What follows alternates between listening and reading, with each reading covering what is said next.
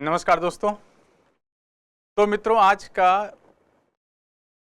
2026 का UPSC prelims का paper आपका पूरा हो गया और सुना है कि बहुत हाहाकार मचा है, तहलका मचा है। पेपर आउट ऑफ ट्रेंड हो गया। क्या वास्तव में ऐसा है या यही इतने सीमित क्राइटेरिया में करते हैं कि थोड़ा भी उससे इधर उधर पेपर हुआ तो हम घबरा जाते हैं? सामान्यतः भूगोल और पर्यावरण से 30 प्लस प्रश्न आते थे, जिसमें से अगर भूगोल में 15 प्रश्न आते थे जो कि भौतिक भूगोल और भारत का भूगोल, physical geography and Indian geography मिला के होता था, और पर्यावरण एनवायरनमेंट से लगभग 20 प्रश्न आते थे। लेकिन इस बार यूपीएससी ने इन दोनों प्रश्नों की संख्या को बहुत कम कर दिया और भूगोल और पर्यावरण का जो प्रश्नों का अनुपात था वो बहुत कम हुआ है। तो भूगोल और पर्यावरण गरीबी की रेखा के नीचे चले गए हैं। लेकिन फिर भी इतने कम नहीं गए हैं, प्रश्न बने हैं और अच्छे प्रश्न बने हैं। मैं क्लास के दौरान बार बार बच्चों से कहता था कि यूपीएससी पिछले कुछ समय से फिजिकल ज्योग्राफी या भौतिक भूगोल के प्रायः अच्छे प्रश्नों को पूछ चुकी है, इसलिए हो सकता है इस बार भारत के भूगोल से ज्यादा प्रश्न पूछे। लेकिन यूपीएससी ने आशा आधी पूरी की और आधी पूरी भी नहीं की। उसने भौतिक भूगोल से तो प्रश्न नहीं पूछे, लेकिन भारत के भूगोल से भी उसने प्रश्न नहीं पूछे। और शायद प्रश्न पत्र इतना लंबा हो गया, इतना लेंदी हो गया कि आप जिन प्रश्नों को शायद शांतिपूर्वक बैठ करके सोचते समझते करते उनके उत्तर आ जाते, घबराहट में बहुत सारे बच्चों ने, अच्छे बच्चों ने, या तो प्रश्न छोड़ दिए या उनका उत्तर गलत कर दिया। अगर अब आप घर में बैठ करके वो प्रश्न सॉल्व कर रहे होंगे तो आप मानेंगे कि आपसे कई प्रश्न अब आसानी से निकल जा रहे हैं। तो दोस्तों, जहां मैं खड़ा हूं वहां खड़े होकर बात करना हमेशा आसान है। जब आप 2 घंटे एग्जाम हॉल में बैठते हैं, गर्मी में आप जाते हैं, फिर इतना दबाव रहता है, किसी का पहला अटेम्प्ट, किसी का आखिरी अटेम्प्ट, किसी के साथ और समस्याएं, तो उस वक्त के सारे दबाव को मैनेज कर पाना कठिन कार्य होता है। लेकिन जैसे कि परंपरा है कि अगर प्रश्न पत्र हो गया है तो उसके बाद हमें आपको एक यथासंभव प्रामाणिक उत्तर प्रदान करना है, तो उसी सिलसिले में मैं आपके सामने हूं। और जितना भी भूगोल और पर्यावरण से प्रश्न आया है या जो श्रेणीकरण में, कैटेगराइजेशन में जो भूगोल और पर्यावरण के अंतर्गत प्रश्न रखे जा सके हैं, उन पर मैं आपसे चर्चा करता हूं। सामान्यतः देखा जाए तो लगभग 7 प्रश्न भूगोल से हो सकते हैं और 15 के आसपास पर्यावरण से। तो मोटे तौर पर 22 या 20-22 प्रश्न कहिए, इतने बने हैं। जहां इस बार मेरिट 45-50 प्रश्नों के अंदर ही निर्धारित हो रही हो, वहां ये 22 प्रश्न भी कम नहीं होते, बशर्ते आपने इनको ढंग से हैंडल किया हो। तो आइए हम एक एक करके प्रश्नों को पढ़ते हैं और उससे संबंधित उत्तर को देने का हम प्रयास करते हैं। दृष्टि संस्थान का हमेशा प्रयास रहा है कि उत्तर बड़े प्रामाणिक हों, लेकिन कई बार यूपीएससी के विचार की रेखा अलग चली जाती है और अपने विचार की रेखा अलग चली जाती है। तो अगर एकाध प्रश्नों में थोड़ा बहुत अंतर आए तो उम्मीद है कि आप उसे लेके बहुत चिंतित नहीं होंगे। तो आइए अब हम भूगोल और पर्यावरण से आए हुए प्रश्नों का अध्ययन करते हैं और उसका सही उत्तर देने का प्रयास करते हैं। अब जो ये पहला प्रश्न है, यह प्रश्न है जलवायु परिवर्तन पर भारत की अनुक्रिया मतलब रिस्पॉन्स के संदर्भ में निम्नलिखित कथनों पर विचार कीजिए कि जलवायु परिवर्तन के संदर्भ में भारत जो कार्य कर रहा है उसके कुछ कथन दिए गए हैं और उन पर आपको विचार करना है। पहला है, भारत दीर्घकालिक निम्न उत्सर्जन लॉन्ग टर्म जो एमिशन डेवलपमेंट स्ट्रेटजी है, दीर्घकालिक निम्न उत्सर्जन विकास रणनीति LTLEDS वर्ष 2070 तक नेट जीरो उत्सर्जन को प्राप्त करने के लिए एक निर्णायक साधन है। तो भारत ने टारगेट तो रखा ही है कि 2070 तक हमें नेट जीरो कार्बन का लक्ष्य प्राप्त करना है, अर्थात हम जितना कार्बन वायुमंडल में उत्सर्जित करेंगे उतना हम किसी न किसी तरीके से अवशोषित कर लेंगे, तो वायुमंडल में पहुंचने वाला नेट कार्बन जो है वह जीरो या शून्य हो जाएगा। और यह कोई एक दो दिन में प्राप्त नहीं होने वाला है, कोई एक दो दिन की रणनीति से प्राप्त नहीं होगी। यह क्रमबद्ध तरीके से एक लंबे समय तक के लक्ष्यों के साथ पूरा होगा, एक लंबे समय की प्रक्रियाओं के साथ पूरा होगा। तो इसलिए पहला कथन तो यहां पर सत्य है कि भारत की दीर्घकालिक निम्न उत्सर्जन विकास रणनीति वर्ष 2070 तक नेट जीरो उत्सर्जन को प्राप्त करने के लिए एक निर्णायक साधन है। दूसरी चीज है, यहां पर दिसंबर 2024 में प्रस्तुत की गई भारत की चौथी द्विवार्षिक अद्यतन रिपोर्ट। यहां पर राष्ट्रों को एक द्विवार्षिक अपडेटेड रिपोर्ट देनी होती है और जो भारत ने दिसंबर 2024 में रिपोर्ट प्रस्तुत की उसमें यह था कि 2019 की तुलना में 2020 में ग्रीन हाउस गैस उत्सर्जनों में क्रमशः 8% की कमी दर्ज की गई। हाँ सही है, कमी लगभग 7.93% की दर्ज की गई थी, दैट इज अराउंड 8%। तो दूसरा कथन सही है। तीसरा है, जलवायु अनुकूलन या जलवायु अनुकूल विकास अनिवार्य रूप से उत्सर्जन न्यूनीकरण लक्ष्यों की त्वरित और अल्पकालिक उपलब्धि पर निर्भर है। अब यह जो वाक्य आया है, यह जो कथन आया है, यह प्रारंभिक कथन का विरोधाभासी है।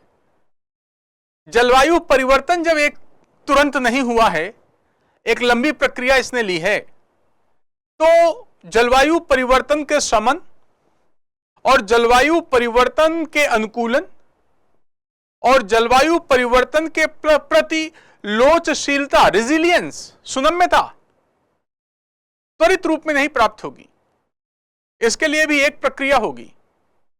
तो खैर जो स्टेटमेंट दिया है, देखते हैं कि जलवायु अनुकूल क्लाइमेट रिजिलिएंट विकास अनिवार्य रूप से उत्सर्जन न्यूनीकरण लक्ष्यों की त्वरित और अल्पकालिक उपलब्धि पर निर्भर है। तो अपने आप है, क्वेश्चन मार्क लगेगा। अब यहां पे ध्यान रखिएगा, पहली बार यूपीएससी ने ऐसा किया है कि यहां पर एज ए कॉम्प्रिहेंशन दे रहा है और कॉम्प्रिहेंशन के सहारे आपसे पूछ रहा है कि जो निम्नलिखित कथन है वो कौन से सत्य हैं। तो आइए इन तीन के सहारे हम पढ़ने की कोशिश करते हैं। अब यहां पर हमारे पास है कि उपर्युक्त कथनों के बीच के संबंधों में से निम्नलिखित में से कौन से सही हैं। अब ये कथन उसने दे दिए कि ऐसा है और इसके आधार पे इनके संबंधों का आप निर्धारण कर दीजिए। तो पहला है कथन 1 कथन 2 द्वारा आनुभविक रूप में समर्थित है। कह रहा है कि जो कथन 1 है वह कथन 2 द्वारा आनुभविक रूप में समर्थित है, अर्थात जो हमने कहा है उसे हमने अनुभव किया है। और कैसे अनुभव किया है? क्योंकि जो दूसरी रिपोर्ट आई है उसमें क्या हुआ है कि ग्रीन हाउस गैस के उत्सर्जन में 8% की कमी दर्ज की गई है। अब दोस्तों यहां पर एक पेच हो सकता है, लेकिन हम डायरेक्ट उत्तर पे ही जाएंगे। पेच क्या है? क्योंकि जो ये 2024 की जो रिपोर्ट आई और उसमें जो 2019 की तुलना में 2020 में ग्रीन हाउस गैसों के उत्सर्जन में कमी आई है, क्या वो वास्तव में प्रयासों से है या वो कोरोना के दौरान जो लॉकडाउन था उससे है? अब यह प्रश्न हो सकता है। तो अगर हम ऐसा सोचेंगे तो गलत होने के चांस होंगे, लेकिन मुझे नहीं लगता। जब वो कह रहा है कि इन कथनों के संबंधों के आधार पर उत्तर देना है, तो निश्चित तौर पर जो यह कहा गया है पहले में, वह दूसरे का अनुभव बता रहा है कि पहले का तरीका सही है। इसका मतलब है पहला वाला तो सही है। फिर दूसरा है कथन 3। कथन 1 में निहित दृष्टिकोण का खंडन करता है। कथन 1 में निहित कथन 3 क्या है कि जलवायु अनुकूलित विकास अनिवार्य रूप से उत्सर्जन न्यूनीकरण लक्ष्यों की त्वरित और अल्पकालिक, यह त्वरित और अल्पकालिक कह रहा है और यह दीर्घकालिक कह रहा है, तो निश्चित तौर पर खंडन तो करता ही है, विरोधाभासी है जो हमने आपसे कहा। फिर तीसरा, कथन 1 और कथन 3 सम्मिलित रूप से दीर्घकालिक स्थिरता की आधारिका को स्थापित करते हैं। मतलब अगर दोनों हो जाएं तो हम दीर्घकालिक रूप में सस्टेनेबिलिटी प्राप्त कर लेंगे, कटौती में सस्टेनेबिलिटी हो जाएगी। कैसे पॉसिबल है? एक दीर्घकालिक की बात कर रहे हो और आप एक अल्पकालिक की बात कर रहे हैं, ये कैसे पॉसिबल है? तो ये वाला कथन सत्य नहीं है। तो उपरोक्त दिए गए कथनों के आधार पर अगर हम संबंध देखते हैं तो हमारे पास यहां पर कौन से सही है या हैं, तो हमें यहां पर आंसर बी होगा। 1 और 2 सही हैं, जबकि तीसरा जो है वह गलत है। आगे बढ़ें।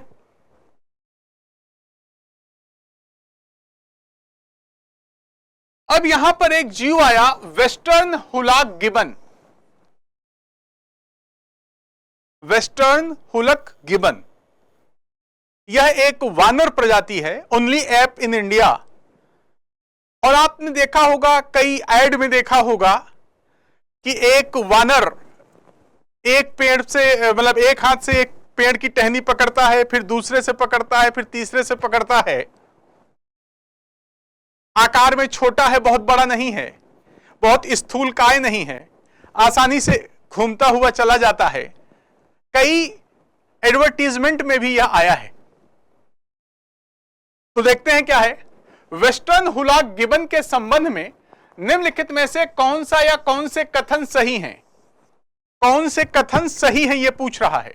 तो पहला है, पूर्वोत्तर भारत में एक अभयारण्य इस वानर जाति का घर है जिसे अंतरराष्ट्रीय प्रकृति संरक्षण संघ IUCN की लाल सूची में लुप्त प्राय रूप में सूचीबद्ध किया गया है। बिल्कुल ठीक है, असम के जोरहट में यहां पर अभयारण्य है और वहां पर इसकी अधिकांश जनसंख्या पाई जाती है और IUCN ने इसे इंडेंजर्ड में अधिसूचित किया है। IUCN में जो प्रजातियों के लिए जो 9 श्रेणियां दी गई हैं, उनमें से जो थ्रेटेंड या संकटापन्न श्रेणी है, और संकटापन्न श्रेणी के अंतर्गत यह इंडेंजर्ड संकटग्रस्त श्रेणी में शामिल है। तो पहला तो यह सत्य है। दूसरा, उसके पास विशिष्ट बाहुगमन, ब्रेकिएशन, जो पेड़ पे लटक के एक जगह से दूसरी जगह ब्रेकिएशन की क्षमता है और वे आसानी से पेड़ों के बीच झूल सकते हैं। बिल्कुल सही है, 2 सही हैं। फिर गोरिल्ला की भांति वे मजबूत और स्थूलकाय होते हैं, तथापि वे असाधारण रूप से फुर्तीले वृक्षारोही हैं। नहीं, स्थूलकाय नहीं है। गोरिल्ला तसल्ली में बैठ के अपना काम करता है, ये क्या होते हैं, छलांग मारते रहते हैं। तो यहां पर यह गलत हो गया। तो यहां पर कथन 1 और कथन 2 सत्य हैं, तो यहां दूसरे का बी सही होगा, तो दूसरे का यह बी सही है। फिर नेक्स्ट,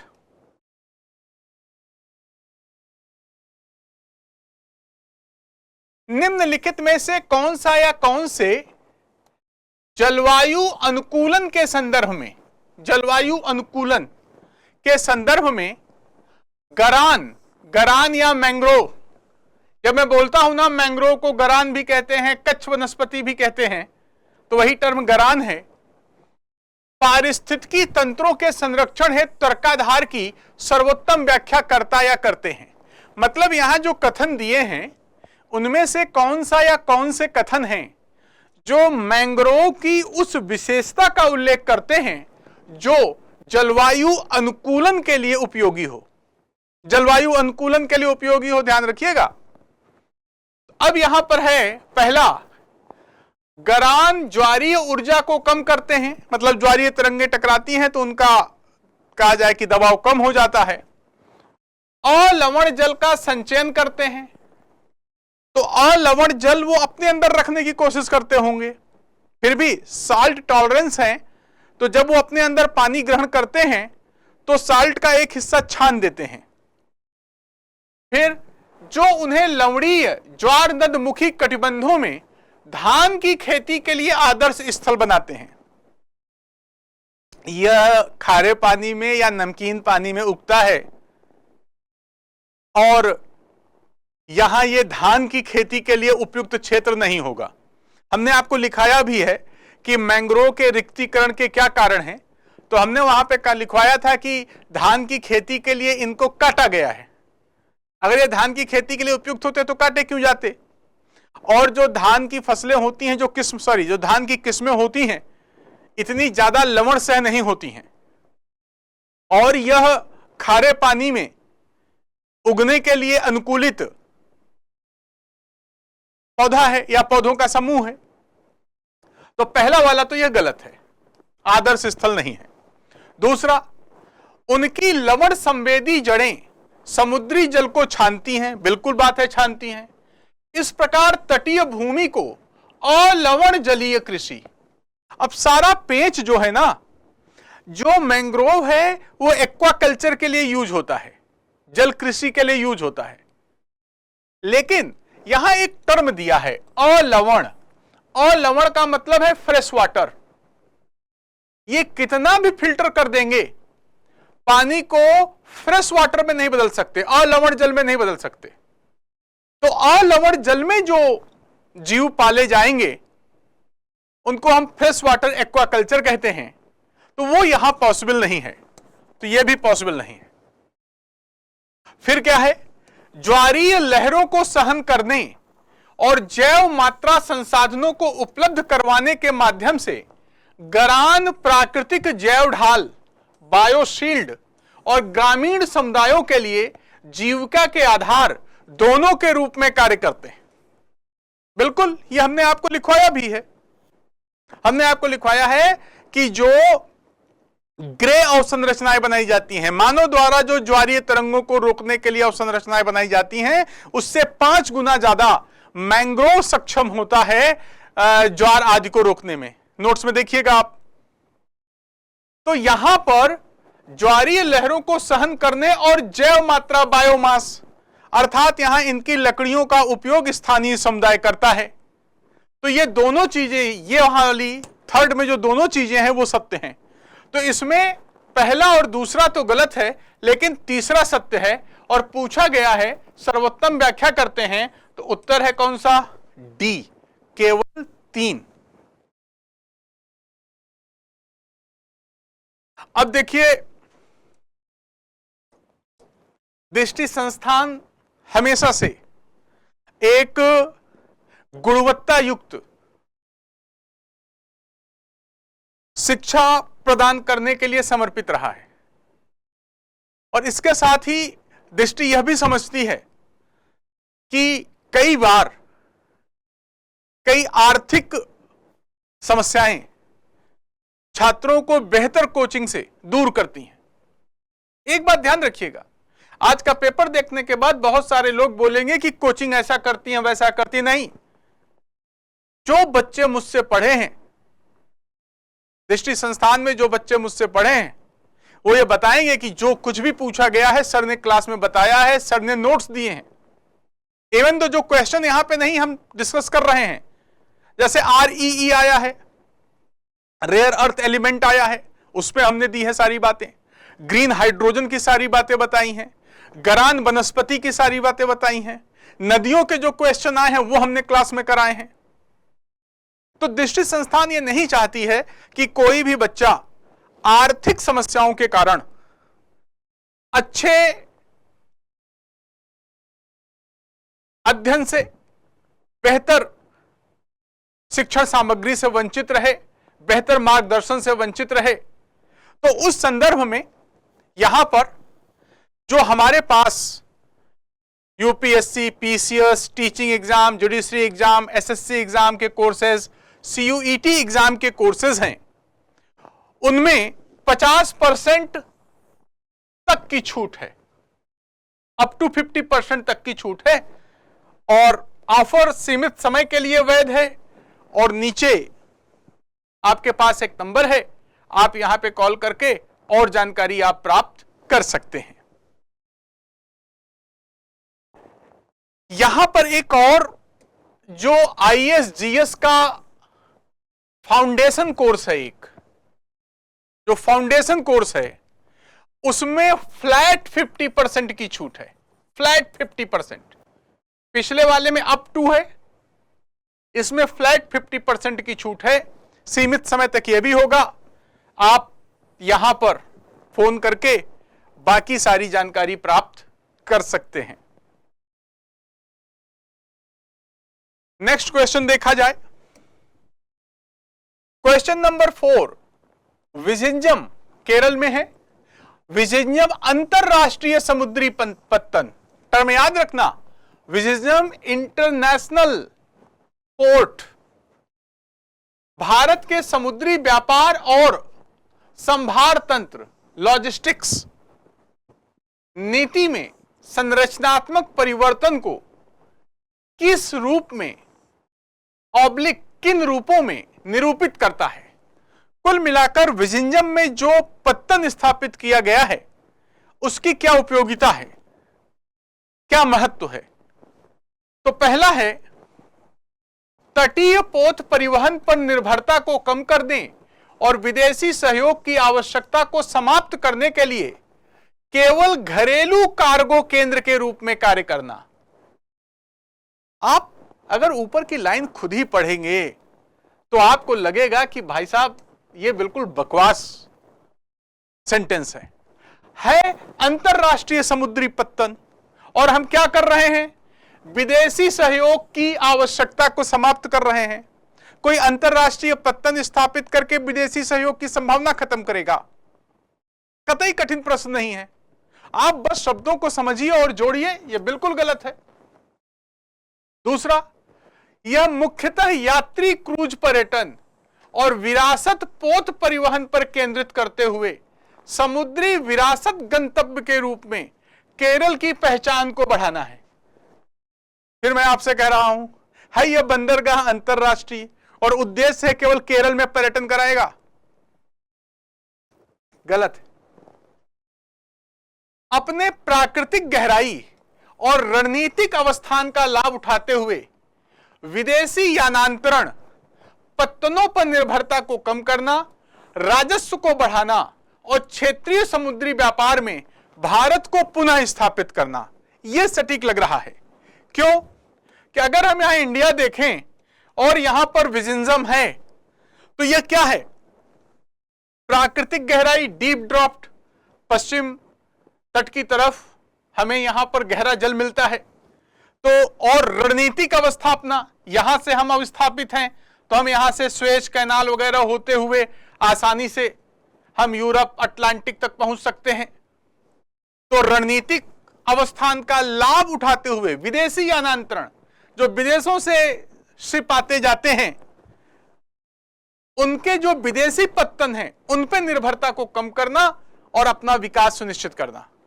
तो यहां तीसरा सही है, तो यहां ओनली 3 होगा, डी। बाकी दोनों कथन अपने आप अंतरराष्ट्रीय समुद्री पत्तन की व्यवस्था के खिलाफ हैं, तो वो तो यहां पर हो ही नहीं सकते हैं। फिर नेक्स्ट, निम्नलिखित सूचना के आधार पर भारतीय उपमहाद्वीप की नदी को पहचानिए। फिर आप मेरे नोट्स देखिएगा।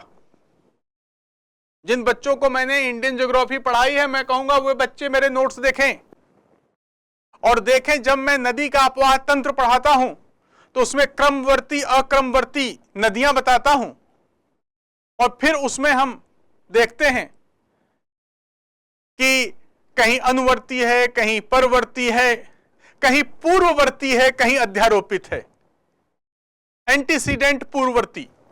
तो क्या कहा है कि सूचना के आधार पर भारतीय उपमहाद्वीप की नदी को पहचानिए।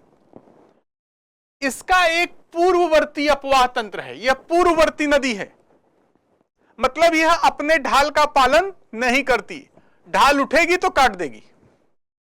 अब जो हमने वहां पर उदाहरण लिखाए हैं वो देखिए, सिंधु है, सतलज है, गंगा है पर्वतीय भागों में, तीस्ता है, ये सब नदियां हैं। तो इसका मतलब है कि जो हमने एग्जाम्पल लिखा है वो नदियां देखिए। फिर दूसरा, 3 देशों से होकर बहती है, दूसरी चीज आ गई 3 देश। फिर उद्गम तिब्बत के पठार में होता है और सिंचाई के लिए महत्वपूर्ण है। चलिए ठीक है, इसकी कोई वितरिका नहीं है। अब यह पॉइंट सोचिए, याद रखिए जब नदी बहती है अगर, तो नदी से कोई दूसरी नदी आकर मिलती है तो उसे सहायिका कहते हैं, और फिर यह नदी आगे चलकर कई शाखाओं में बट जाए मुहाने पर, तो जो इसके मुहाने पर शाखाएं, इसकी जो शाखाएं प्राप्त होती हैं उन्हें वितरिका कहते हैं। अब एक बात ध्यान रखना, नदी अपने मुहाने पर या तो ज्वारनद मुख बनाएगी या डेल्टा बनाएगी। अगर नदी अपने मुहाने पे डेल्टा बनाती है तो वह वितरिका में बटेगी, बटेगी ही बटेगी। हां, अगर ज्वारनद मुख बनाती है तब वो सीधे जाके मिलेगी, तब वो डेल्टा नहीं बनाएगी। अब इसके आधार पर नदियां आपको पहचाननी है। अब नदी देखें, ब्रह्मपुत्र अनुवर्ती है, हां है अनुवर्ती, उदाहरण देखिएगा। क्या यह 3 देशों से होकर बहती है? बहती है, तिब्बत, भारत, बांग्लादेश बहती है, तिब्बत या चीन। उद्गम तिब्बत के पठार में होता है। सिंचाई के लिए जल तो प्रयुक्त होता ही होगा, इसकी कोई वितरिका नहीं है, यह पॉसिबल नहीं है, क्योंकि ब्रह्मपुत्र डेल्टा बनाती है तो वितरिका होगी, तो ब्रह्मपुत्र कैंसिल। दूसरा, सिंधु, सब चीज लागू कीजिए, यह भी 3 देश में है, तिब्बत, भारत, पाकिस्तान, लेकिन यह भी कराची के समीप डेल्टा बनाती है, तो वितरिका होगी, कैंसिल।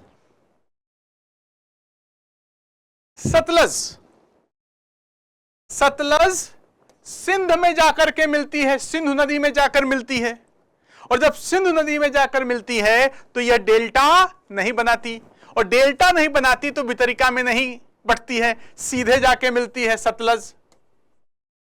बाकी शर्तें देखिए, पूर्ववर्ती है, यस पूर्ववर्ती है, देखिएगा अपनी कॉपी जिनको मैंने इंडियन ज्योग्राफी पढ़ाई है। 3 देशों से होकर बहती है, बिल्कुल। सिंधु की सहायिकाओं में यही है, जो राकस्ताल तिब्बत से निकलती है, भारत में आती है, और फिर जाके पाकिस्तान में जाकर के सिंधु से बहती है। 3 नदी हैं। सिंचाई के लिए तिब्बत के सिंचाई के लिए प्रयुक्त होती है, हां होती है। इंदिरा गांधी कैनाल के सहारे सोच लो, उसका पानी कहीं लाया जाता होगा। कोई भी तरीका नहीं है, यस कोई भी तरीका नहीं है, तो सतलज तो फॉलो कर रही है। फिर तीस्ता, यह ब्रह्मपुत्र नदी आती है, यहां तीस्ता आती है। तीस्ता की भी कोई भी तरीका नहीं है, तीस्ता भी पूर्ववर्ती है। लेकिन तीस्ता क्या होती है, सिक्किम से निकलती है, भारत से निकलती है और बांग्लादेश में पहुंचती है, अर्थात यह केवल 2 देशों से बहती है। इसलिए आपका जो आंसर है वह सतलुज होगा, सी। अपवाह तंत्र जो पढ़ाया है वहां सीधा मिलेगा। नेक्स्ट, मैं क्लास में अपने बच्चों से बार बार बोलता हूं कि जब आप भारत पढ़ रहे हो, भारत की अवस्थिति और विस्तार पढ़ रहे हो, तो भारत के राजनीतिक मैप को अपने दिमाग में बसा लीजिए, भारत को दिल में बसा लीजिए और राजनीतिक मैप को अपने दिमाग में बसा लीजिए। ढूंढ लीजिए कौन राज्य किसको छूता है, कैसे छूता है, किस तरह से छूता है, कौन सी रेखा कहां से गुजरती है, कौन स्थल अवरुद्ध है, कौन स्थल अवरुद्ध नहीं है, कौन हिमालयी राज्य है, कौन तटीय राज्य है। मैं ये बार बार बोलता हूं, लेकिन बच्चे कई बार अपनी करते हैं, टीचर की सुनते नहीं और बाद में सारा ठीकरा उठा करके कोचिंग पे फोड़ देंगे। याद रखिए, जो बच्चे मुझसे पढ़े हैं, इंडियन ज्योग्राफी पढ़ाते वक्त कितना चिल्लाया हूं मैं। देखिए, भारतीय राज्यों के संदर्भ में निम्नलिखित में से कौन सा या कौन से सही नहीं है।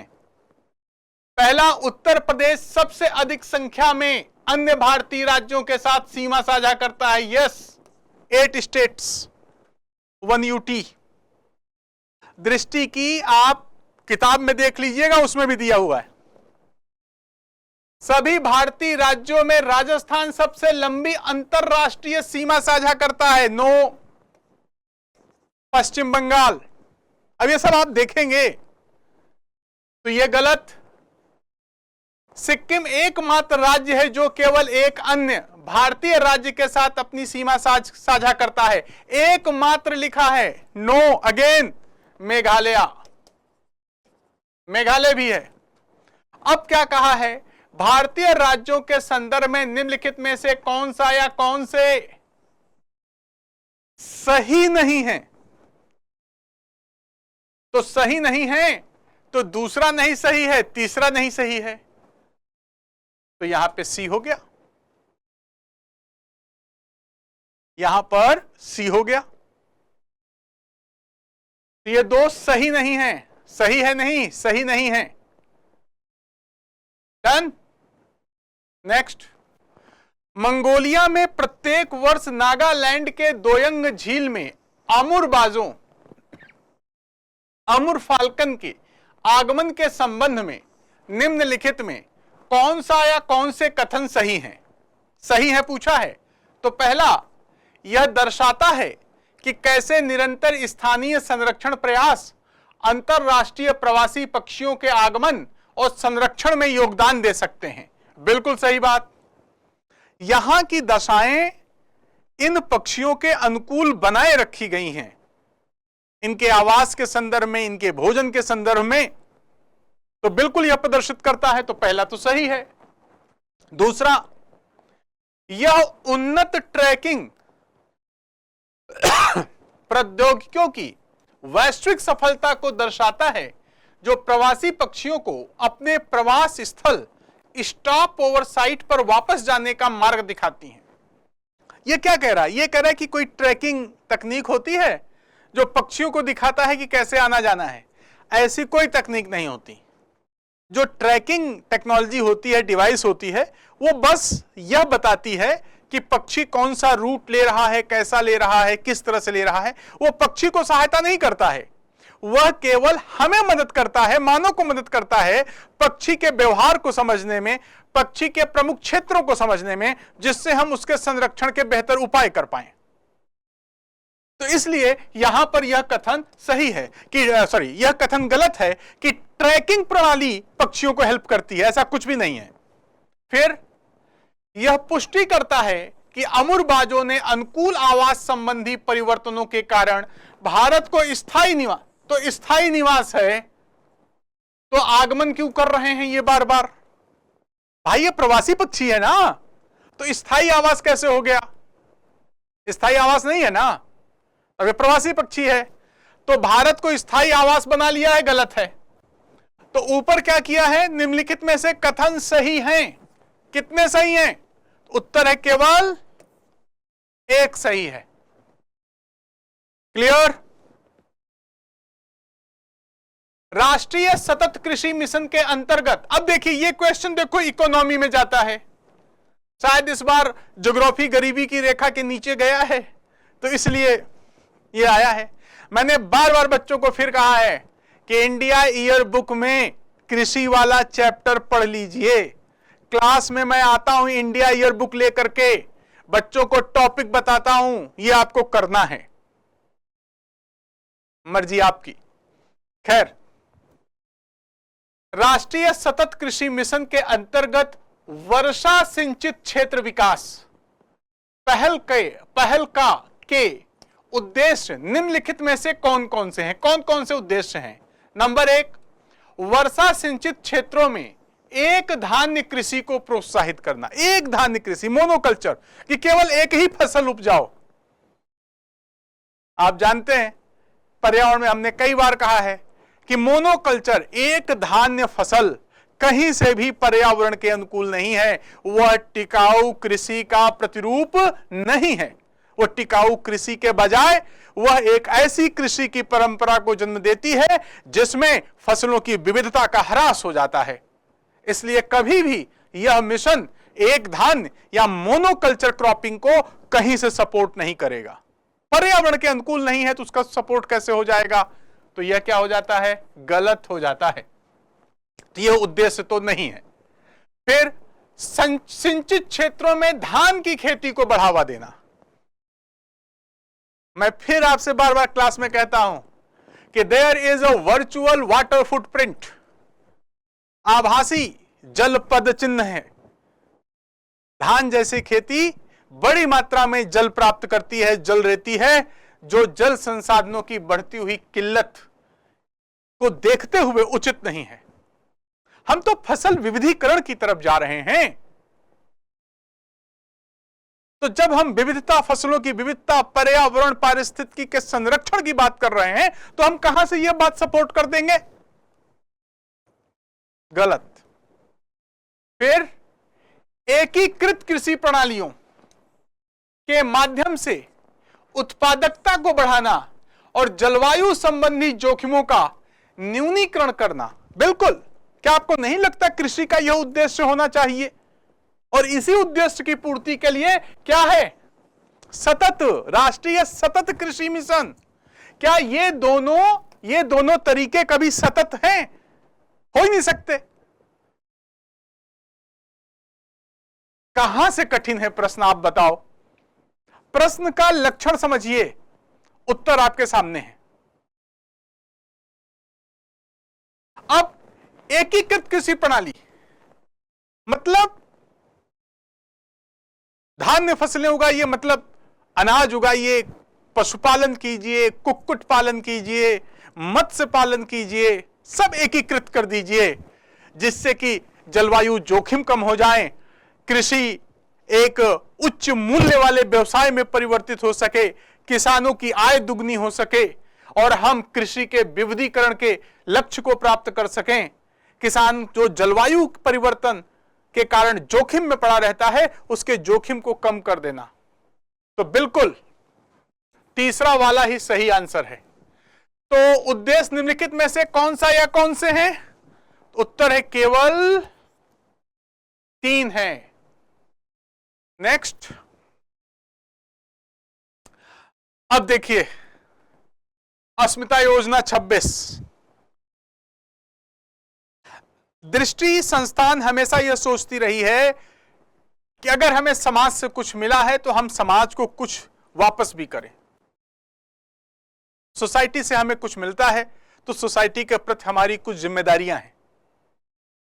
तो उसी जिम्मेदारी के अंतर्गत यहां पर हिंदी और अंग्रेजी माध्यम में, हिंदी इंग्लिश माध्यम में एक अस्मिता योजना 26 जो चली आ रही है, जो हम योजना चलाते हैं, उसमें यूपीएससी प्रीलिम 2026 में जो क्वालिफाइड अभ्यर्थी होंगे उनके लिए नोएडा में हॉस्टल सुविधा, लाइब्रेरी और पीयर लर्निंग, 1:1 वो ग्रुप मेंटरिंग, आपको मेंटर्स मिलेंगे, मेंटरशिप सपोर्ट मिलेगा, मॉक टेस्ट मिलेंगे, रेगुलर आंसर प्रैक्टिस।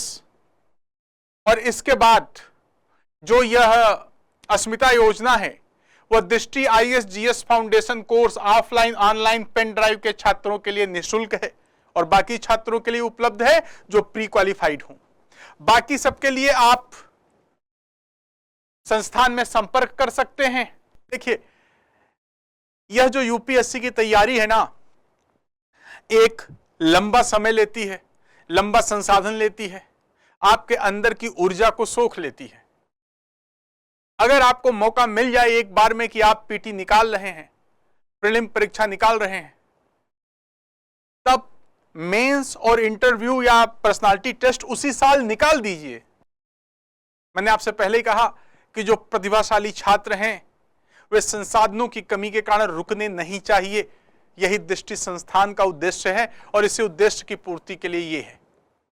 आप बाकी की आगे की जानकारी आप प्राप्त कर सकते हैं। नेक्स्ट,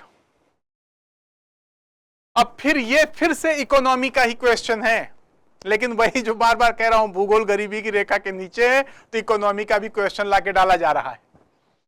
वैश्विक वस्त्र उद्योग में एरी रेशम, सिल्क की कई कैटेगरी होती हैं, में ओकोटेक्स प्रमाणन प्राप्त करने का सर्वाधिक महत्वपूर्ण तात्पर्य निम्नलिखित में से कौन सा या कौन से हैं?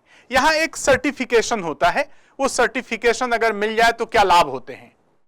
तो पहला, यह भारतीय निर्यातकों को रसायन मुक्त उत्पादों को अधिक महत्व देने वाले उच्च स्तरीय बाजारों में प्रतिस्पर्धा करने की अनुमति देता है। सही है।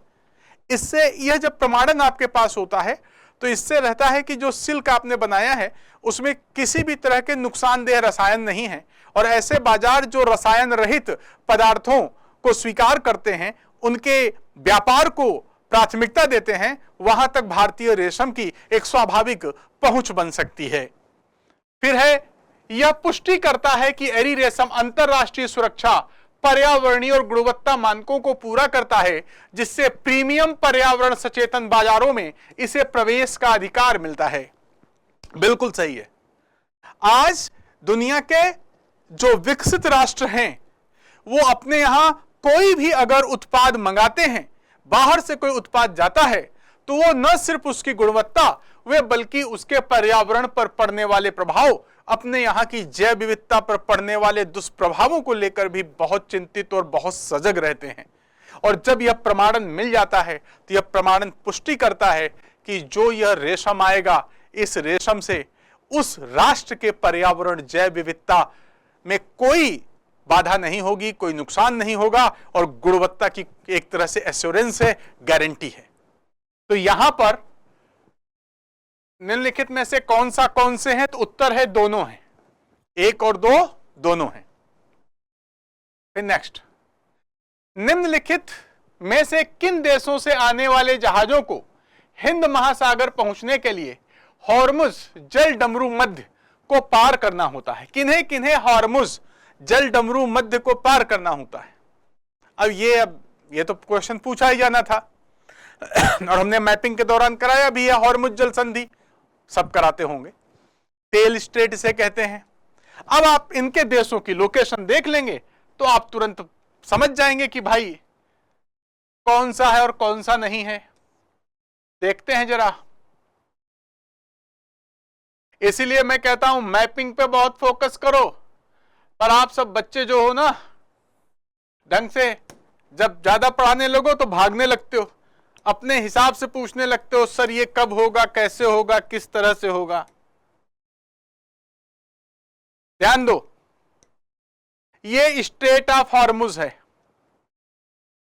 और यहां पर जो कंट्रीज हैं जो स्ट्रेट ऑफ हॉर्मुज से जो यहां पर गुजरेंगी, अगर कुछ होता है तो यहां पर यूनाइटेड अरब अमीरात है, कतर है, बहरीन है, कुवैत है, ये यहां से गुजरेंगे और जो इस वाले रूट पे नहीं होंगे वो नहीं गुजरेंगे।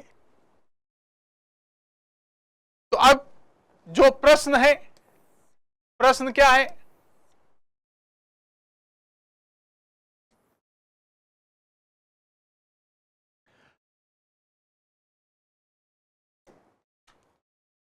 किनको किनको नहीं पार करना होगा? हॉर्मुज जल डमरू मध्य किनको पार करना होता है? पार करना होता है, हमने देखा किनको? बहरीन को देखा, और किसको देखा? कतर को। सीरिया ऊपर में पड़ जाता है और मिस्र रेड सी की तरफ चला जाता है। इस तरह से है ना, यहां पे ध्यान दो।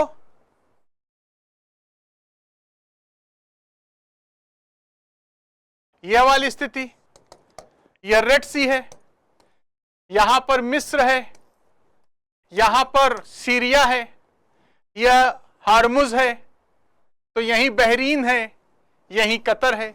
तो बहरीन और कतर को यहां से गुजरना पड़ेगा। तो निम्नलिखित में से किन देशों से आने वाले जहाजों को हिंद महासागर तक पहुंचने के लिए हॉर्मुज जल डमरू मध्य को पार करना होता है? उत्तर है बहरीन और कतर। 1 और 3 ये आपका आंसर होगा। डन।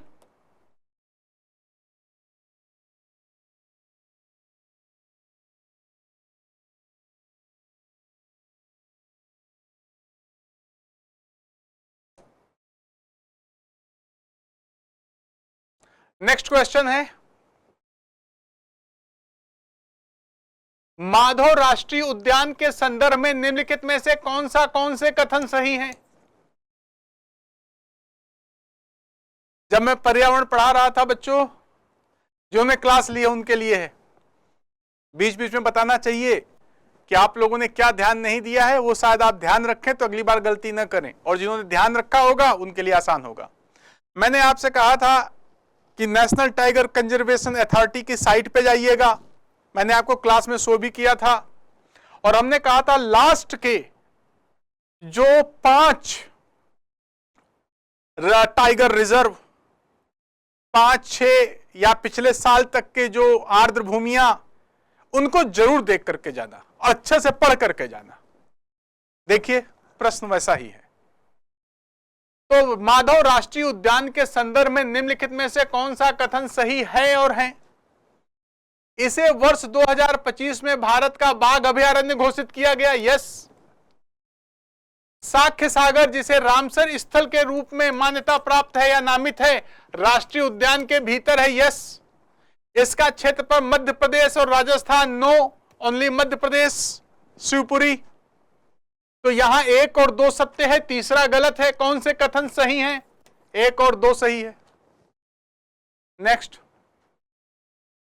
अंडमान निकोबार द्वीप समूह की जलवायु के संदर्भ में निम्नलिखित में से कौन से कथन सही हैं? अगेन इंडियन ज्योग्राफी की क्लास आप याद कीजिए। इस जलवायु को आर्द्र उष्णकटिबंधीय तटीय जलवायु, अब कहां है यह? यहां पर है। तो अब यह महासागर में है तो आर्द्र होगी ही, उष्णकटिबंधीय भी है, और तटीय जलवायु का मतलब है जो महासागर के समीप हो, तो महासागर में ही है, तो बिल्कुल यह जलवायु है, कोई दो राय नहीं। यह दक्षिण पश्चिम मानसून, उत्तर पूर्वी मानसून दोनों से वर्षा, बिल्कुल। जब इस तरह से मानसून जाएगा तो वर्षा, और ऐसे आएगा तो वर्षा, तो दोनों से प्राप्त होगी, बोला भी है मैंने ये। और फिर दिसंबर मई के बीच अधिकतम वर्षा। लेकिन बताओ दोस्तों, जब यह दक्षिण पश्चिम मानसून और उत्तर पूर्वी मानसून दोनों से बारिश प्राप्त करती है, तो भारत में ज्यादा बारिश किससे होती है? दक्षिण पश्चिम मानसून। वो कब आता है?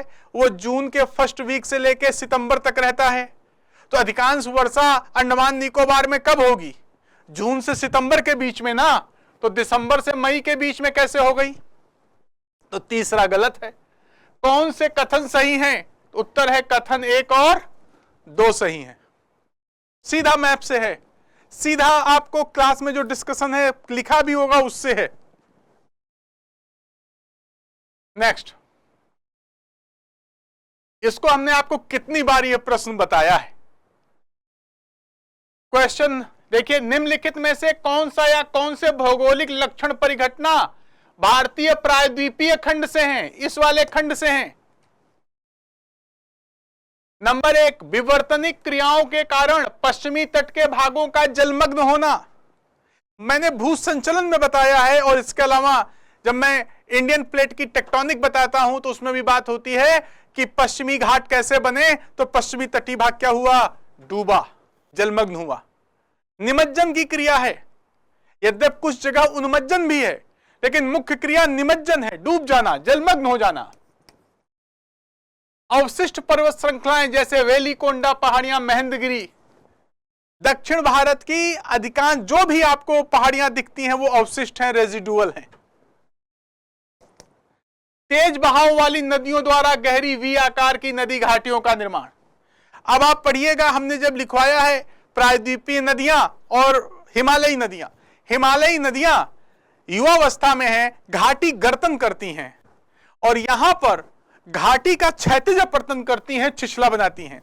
लेकिन ध्यान रहे, प्रायद्वीपीय भारत में कुछ नदियां हैं जो गहरे वी प्रकार की घाटियां उससे भी गहरा बना देती हैं, जिसे महाखंड कहते हैं, जैसे पेन्नार नदी द्वारा गंडीकोटा। तो यह भी सही हो सकता है, लेकिन हमको उत्तर देना है दिए गए ऑप्शंस में से। तो ऑप्शन में क्या दिया है कि एक है, दो है, अगर हम तीसरा भी मान लें कि एक दो नदियां हैं जो पूर्वी घाट की तरफ जाती हैं, तो अगर गहरा बहाव है तो गहरा खड्ड बनाती हैं। तो अगर हम तीनों को मान लें तो यहां एक दो तीन तो है ही नहीं, तो फिर सबसे सही कौन से होंगे, तो सबसे सही होगा एक और दो। तो यहां एक और दो, तीसरा वाला हर जगह सही नहीं है। प्रायद्वीपीय भारत में, प्रायद्वीपीय भारत में नदियों की जो घाटियां हैं वो क्षैतिज अपवर्तन के कारण छिछली हैं, कम गहरी हैं। यदि कुछ जगह है तीव्र बहाव वाला, लेकिन चूंकि ऑप्शन में नहीं है तो इसने आपको कंफ्यूजन में नहीं डाला है। जो बच्चे क्लास किए होंगे उनके लिए यह कोई अद्भुत प्रश्न नहीं है। नेक्स्ट, याद करो फिर पर्यावरण की क्लास में बार बार मैंने कहा है आर्किड पढ़ लेना, आर्किड पढ़ लेना, आर्किड पढ़ लेना। रिंको स्टाइलिस रेटुसा फॉक्सटेल आर्किड के बारे में निम्नलिखित कथनों पर विचार कीजिए। अधिपादपी आर्किड है, बिल्कुल सही। आर्किड अधिपादप होते हैं, एपिफाइट होते हैं, पौधों पर सहारे के लिए आते हैं। यह पूर्वोत्तर भारत की स्थानिक प्रजाति है। स्थानिक प्रजाति नहीं है, नेटिव स्पीसीज है। स्थानिक प्रजाति वो होती है जो केवल यहीं पाई जाए और कहीं ना पाई जाए। यह वहां पाई जाती है जहां पर उच्च तापमान और उच्च वर्षा होती है। मैंने आपको बताया था यह बात, तो यहां पर यह गलत है। यह अरुणाचल प्रदेश और असम का राजपुष्प है, यह सही है। तो यहां पर एक और तीन सही हैं, एक और तीन, बी। नेक्स्ट, तुर्काना झील के संदर्भ में निम्नलिखित में से कौन सा या कौन से कथन सही हैं? कौन सा या कौन से कथन सही हैं? नंबर एक, विश्व की सबसे बड़ी मरुस्थलीय झील है, यह सही है। मैंने आपको ये झील तो पढ़ाई है, लेकिन ये डेटा मैंने आपको नहीं पढ़ाया है, ये डेटा छूट गया मुझसे ना, और शायद जरूरत भी नहीं थी इसके पहले कभी, लेकिन अब ऐसे भी प्रश्न पूछे जा रहे हैं। तो तुर्काना झील तो हमने आपको पढ़ाई है, भ्रंश की सारी झीलें पढ़ाई हैं, राइट, लेकिन चर्चा में रही थी तो करंट अफेयर में शायद आया हो तो आपने वहां से कैच किया हो। इसलिए मैं आपसे कहता हूं कि 1 से 1.5 साल की झील, नदियां, जलप्रपात, सेतु, बांध सब पढ़ जाने का है। तो सही है, विश्व की सबसे बड़ी मरुस्थलीय झील, जो परमानेंट झील होती है उनमें सबसे बड़ी है। यह दक्षिणी सूडान में सहारा मरुस्थल के पूर्वी सीमांत के साथ है, यह गलत है। आपको लोकेशन हमने बकायदा लिखवाई हुई है, कोई बच्चा ये नहीं कह सकता कि मैंने इसकी लोकेशन नहीं लिखवाई हुई है।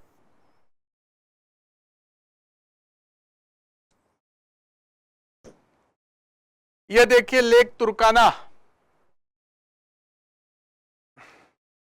ये लेक तुर्काना, लेक तुर्काना केन्या और इथोपिया के बॉर्डर में है, कहीं से साउथ सूडान नहीं जा रही है। तो ये लोकेशन के संदर्भ में क्या हो गया, गलत। अगर आपको लोकेशन ही याद होती, उसको गलत करके आप बाकी दोनों को सही मान लेते तो भी आपका यह प्रश्न हो जाता। तो यह गलत हो गया। और यह झील यूनेस्को के विश्व धरोहर स्थल के रूप में सूचीबद्ध है। इसे जेठ सागर कहते हैं, हरे रंग का इसका पानी होता है, इसलिए जेठ सागर। तो तीसरा भी सही है। कौन से कथन सही हैं? 1 और 3 सत्य हैं, 1 और 3 सत्य हैं। निम्नलिखित में से कौन सी प्रथम प्लान वीवो प्रमाणित वनोन्मूलन करंट अफेयर की चीज है यह, और वन निम्नीकरण से होने वाले उत्सर्जन का न्यूनीकरण REDD प्लस, हमने REDD प्लस दोनों पढ़ाया है। करंट अफेयर का यह मुद्दा है, यहां पर आपको करंट अफेयर की पकड़ होगा तो ये निकल जाएगा।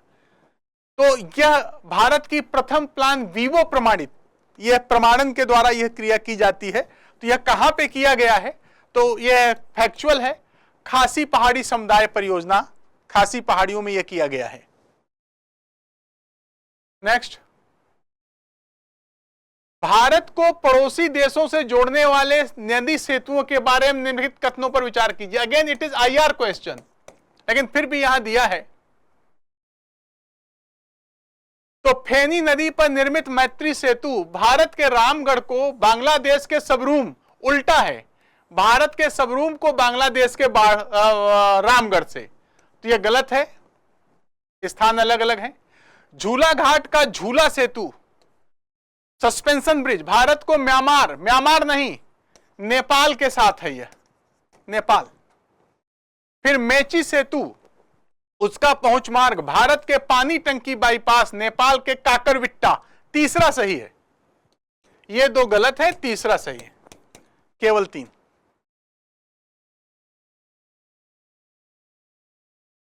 फिर हरित हाइड्रोजन के संदर्भ में मैंने लास्ट क्लासेस में भी बोला था कि हर तरह का हाइड्रोजन पढ़ के जाना, और ग्रीन हाइड्रोजन पे खास बात की थी हमने आपसे। नेशनल ग्रीन हाइड्रोजन मिशन को भी हमने आपसे पढ़ने को कहा था। तो हरित हाइड्रोजन के संबंध में निम्नलिखित में से कौन सा या कौन से कथन सही हैं? यह विकार्बनीकृत हाइड्रोजन है जो प्राकृतिक गैस के पुनरुत्पादन, नहीं, यह प्रोसेस नहीं है इसका, इसमें कहीं से भी यह प्रोसेस यूज नहीं होता है।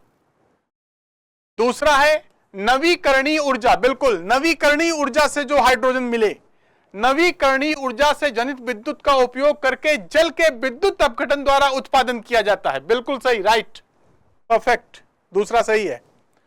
तीसरा, भारत के राष्ट्रीय हरित हाइड्रोजन मिशन का लक्ष्य वर्ष 2030 तक वार्षिक ग्रीन हाउस गैस उत्सर्जन में लगभग 50 MMT की कमी करना, 50 MMT, ठीक है, 5 MMT का उत्पादन ग्रीन हाइड्रोजन का, और उसके द्वारा ग्रीन हाउस गैसों के उत्सर्जन में 50 MMT की कमी लाना है, मिलियन मैट्रिक टन। तो कथन सही हैं। तो इसमें पहला वाला गलत है, 2 और 3 सत्य हैं, 2 और 3 सत्य हैं। तो मित्रों, यहां ये सारे प्रश्न हो गए, एक बार हम रिवाइज करके देख लेते हैं।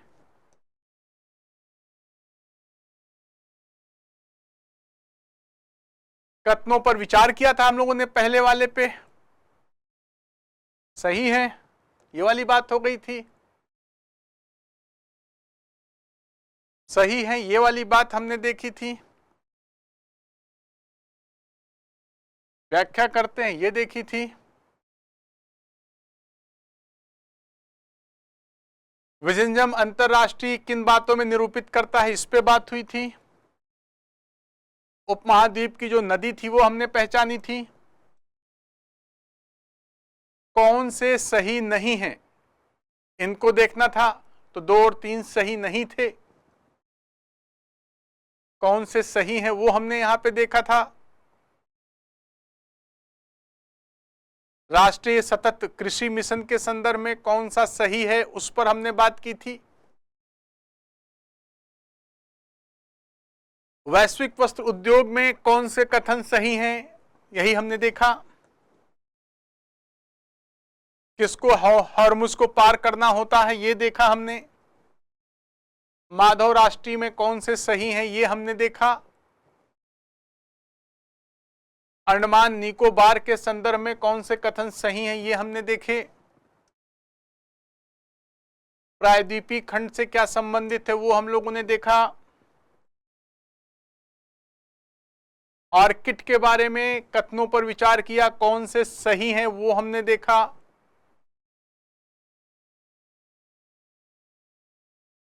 तुर्काना झील के संदर्भ में देखा कौन से सही हैं, वो हमने यहां पे पढ़ा। यहां पर REDD प्लस परियोजना देख ली। नदी सेतु में से विचार कीजिए कौन से सही हैं, तो केवल तीसरा सही है यहां पर। हरित ग्रीन के संदर्भ में कौन सा सही है, तो 2 और 3 सही थे यहां पर। तो मित्रों, यह डिस्कशन हो गया। देखिए, जिन बच्चों के कट ऑफ मुझे लगता है इसमें ओवरऑल सारा करने के बाद 90 मार्क्स जा रहे हैं, 90 प्लस जा रहे हैं, वो तुरंत मेंस की तैयारी कर दें। यूपीएससी एक प्रोविजनल आंसर की देगी ही। फिर इसके बाद आप अगर नहीं हो रहा है तो आप उदास न हो, यह एक प्रोसेस है। और अगर रोना भी है तो 2-4 दिन रो लो, 2-4 दिन रो लेने से मन हल्का हो सकता है। लेकिन यह समझना कि कौन सी कमियां थी, कौन सी गलतियां थी जिनके कारण आप नहीं हुए, जिनके कारण सिलेक्शन नहीं हुआ। आज नहीं तो कल होगा। अगर आखिरी भी अटेम्प्ट है, नहीं हुआ, तो अभी आपके पास और प्रांतीय परीक्षाएं प्रशासनिक की पड़ी हैं। किसी एक परीक्षा में होने न होने से जीवन नहीं खत्म होता, दुनिया नहीं खत्म होती। बस जरूरी है कि आपने कैसे सबक सीखे। और सिर्फ आप सबक नहीं सीखते हैं, शिक्षक भी सबक सीखता है, संस्थाएं भी सबक सीखती हैं, और वो हर बार बेहतर करने का प्रयास करती हैं। अगर आप मेरी क्लासेस में बैठे होंगे, आपने पूरी मेरी क्लासेस की होंगी, जिस तरह से मैं मैप पे जोर देता हूं, जिस तरह से मैं कहता हूं आप कॉन्सेप्ट पे फोकस रखिए। इस बार बार बार मेरे मन में आ रहा था कि शायद भौतिक भूगोल से क्वेश्चन न पूछे। मैंने क्लास में बच्चों को जो इस बार के बैठ रहे थे एग्जाम में, मैंने बार बार कहा, हाँ, पर मैं यह नहीं समझ पाया कि भारत के भूगोल से भी नहीं देगा। पर प्रश्न भूगोल के कठिन नहीं थे। अगर आप शांतिपूर्वक बैठते, सोचते और फिर ये टारगेट करते कि यार 100 क्वेश्चन तो नहीं होंगे, आप 50 क्वेश्चन अच्छे से कर जाते हैं। तो इस बार के वाक्य ऐसे थे जो चीजों को आपके लिए ठीक कर देते हैं। मैंने पूरी कोशिश की है उत्तर सही देने में। हो सकता है अगर मुझसे भी कुछ गलती हुई हो, कहीं कुछ ऐसा हुआ हो। आप मेरे छात्र हैं, मैं मां सरस्वती का छात्र हूं या मैं अपनी विद्या का छात्र हूं। मैं उसे लगातार पढ़ता हूं, उसे ठीक करने की कोशिश करता हूं, और मेरा उद्देश्य यही होता है। कई बार मैं आपके साथ कठोर भी हो जाता हूं, और उद्देश्य यही होता है कि मेरी कठोरता आपके जीवन को सरल बना दे। तो चिंता मत कीजिए, अपनी गलतियों को पहचानिए, अपनी अच्छाइयों को समझिए, सत्य स्वीकार कीजिए और अपने में सुधार करके उत्साह के साथ आगे बढ़िए। जीवन में उत्साह बनाए रखिए, खुश रहिए। यूपीएससी का यह एग्जाम बिना उत्साह और बिना प्रसन्न चित्त मन के पास नहीं होता। ईश्वर आप सबको सफल करे, आज नहीं तो कल, और जरूर सफल करेगा। अपना ख्याल रखिए और खुश रह करके पढ़ाई जारी रखिए। धन्यवाद। अब एग्जाम की तैयारी को और बेहतर करने के लिए हमारे चैनल को लाइक, शेयर और सब्सक्राइब करना ना भूलें।